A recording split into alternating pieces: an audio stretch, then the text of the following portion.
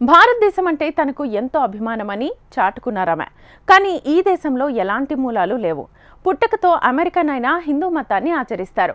ప్రస్తుతం Donald Trump అడ్మినిస్ట్రేషన్లో కీలక పాత్ర పోషిస్తున్నారు.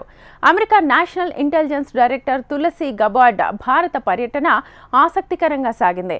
ప్రధాని మోదీ, రక్షణ మంత్రి రాజ్నాథ్తో కీలక భేటీలతో పాటు అనేక కార్యక్రమాల్లో బిజీగా కనిపించారు. భారత్కు వస్తే తనకు ఇంట్లో ఉన్నట్టే ఉంటుందని చెప్పిన తులసి మన సంస్కృతి, ఆధ్యాత్మికత పట్ల అభిమానం చాటుకొని మరోసారి వార్తల్లో నిలిచారు. ఈ వారం మన దేశానికి ఇద్దరు విదేశీ ప్రముఖులు వచ్చారు. ఇందులో ఒకరు న్యూజిలాండ్ ప్రధాని క్రిస్టోఫర్ లక్సాన్. ప్రధాని మోడీతో సమావేశమై వాణిజ్యం, రక్షణ, విద్య, వ్యవసాయ రంగాల్లో ఇరు దేశాల మధ్య ద్వైపాక్షిక సంబంధాలను మరింత బలోపేతం చేసుకునే దిశగా ఒప్పందాలు చేసుకున్నారు. క్రిస్టోఫర్ లక్సాన్ ఢిల్లీ వీధుల్లో చిన్నారులతో కలిసి క్రికెట్ ఆడే సందడి చేశారు. సరిగ్గా ఇదే సమయంలో మన దేశానికి మరో కీలకమైన వ్యక్తి వచ్చారు. ఆమె America national intelligence director Tulsi Gabbard. భారత జాతీయ భద్రతా సలహాదారు అజిత్ ధోవాల్ అధ్యక్షతన నిర్వహించిన గ్లోబల్ ఇంటెలిజెన్స్ కాంక్లేవ్లో పాల్గొనడానికి తులసి గబార్డ్ భారత్కి వచ్చారు. ఈ సదస్సులో కెనడా నిఘాధిపతి డేనియల్ రోజర్స్, యూకే జాతీయ భద్రతా సలహాదారు జొనాథన్ పోవెల్ తదితరులు కూడా పాల్గొన్నారు. ఈ సమావేశంలో ప్రధాని నరేంద్ర మోడీ, అమెరికా అధ్యక్షుడు ట్రంప్ మంచి మిత్రులని తులసి గబార్డ్ పేర్కొన్నారు. భారత్ అమెరికా సంబంధాలు ఎంతో పురాతనమైనవని తెలిపారు. వాటిని బలోపేతం చేయడానికి ప్రయత్నిస్తున్నాం. ఇరు దేశాలు పరస్పర ప్రయోజనాలను గుర్తిస్తున్నాయి. శాంతి, సుసంపన్నత, స్వేచ్ఛ, భద్రత వంటి అంశాలు కేంద్రంగా ఇవి ఉన్నాయి. రెండు గొప్ప దేశాలకు ఉత్తమ నాయకులున్నారు. వారు మంచి మిత్రులు. సమిష్టి లక్ష్యాలు, పరస్పర ప్రయోజనాలపై దృష్టి పెట్టారని పేర్కొన్నారు Tulsi Gabbard. Indo Pacific, Khalistani ఉగ్రవాదం వంటి అంశాలు కూడా చర్చకొచ్చాయి. ఢిల్లీ వేదికగా జరిగిన 10వ రైసీనా డైలాగ్ కార్యక్రమంలో పాల్గొన్న తులసి గబార్డ్ నమస్తే, జై కృష్ణ అంటూ తన ప్రసంగాన్ని ప్రారంభించారు.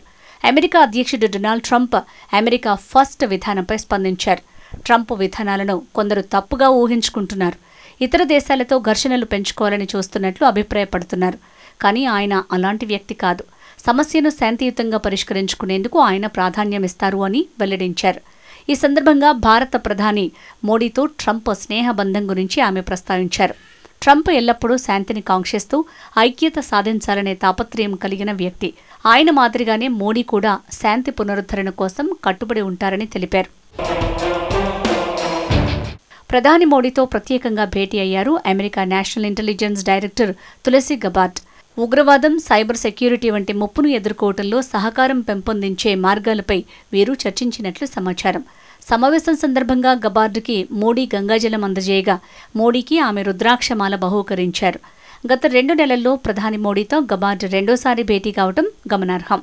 అంతకుముందు రక్షణ శాఖ మంత్రి రాజ్నాథ్ సింగ్తో గబార్డ్ సమావేశమయ్యారు. ఖలిస్తానీ ఉగ్ర సంస్థ సిక్ ఫర్ జస్టిస్తో పాటు దాని వ్యవస్థాపకుడు గురుపత్వంత్ సింగ్ పన్నుపైన చర్యలు తీసుకోవాలని ఈ సందర్భంగా రాజ్నాథ్ కోరారు.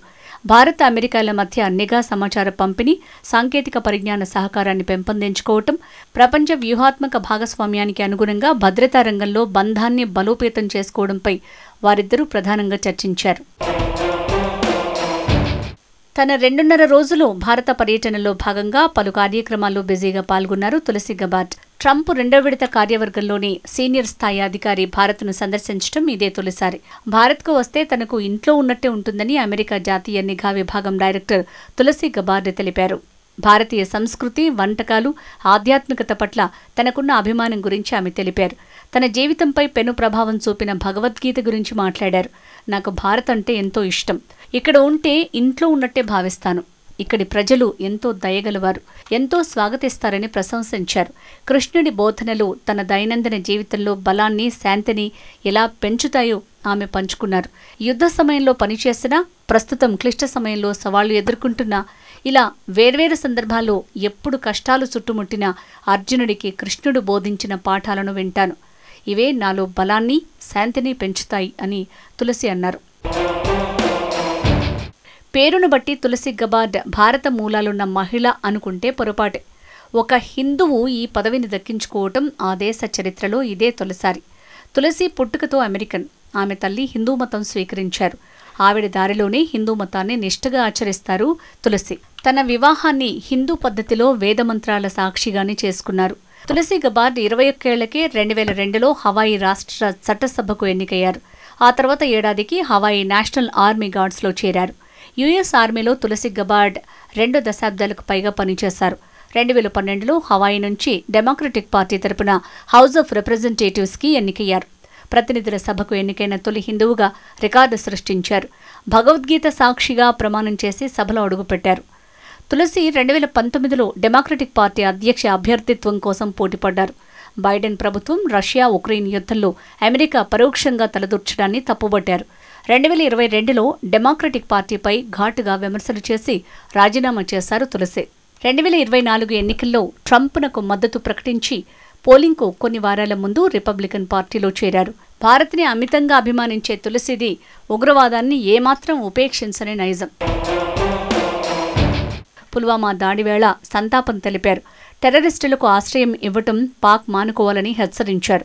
2021లో బంగ్లాదేశ్లో హిందూ మైనారిటీల సంరక్షణ గురించి అమెరికా కాంగ్రెస్లో తీర్మానం ప్రవేశపెట్టారు. అమెరికాలో నిర్వహించే సంఘ్ పరివార్ కార్యక్రమాల్లో తప్పక పాల్గొంటారు తులసి. నేను కర్మయోగిని, కర్మ సిద్ధాంతాన్ని నమ్ముతాను. అందరినీ కలుపుకుని వెళ్ళాలి, ద్వేషానికి వ్యతిరేకంగా పోరాడాలి అన్నదే నా తత్వం. అలాగని నేను భారతీయ మహిళను కాదు, కానీ నేను హిందువును అంటూ తను నమ్మిన ధర్మం గురించి బహిరంగంగానే చెప్తూ అభిమానులను పెంచుకున్నారు తులసి.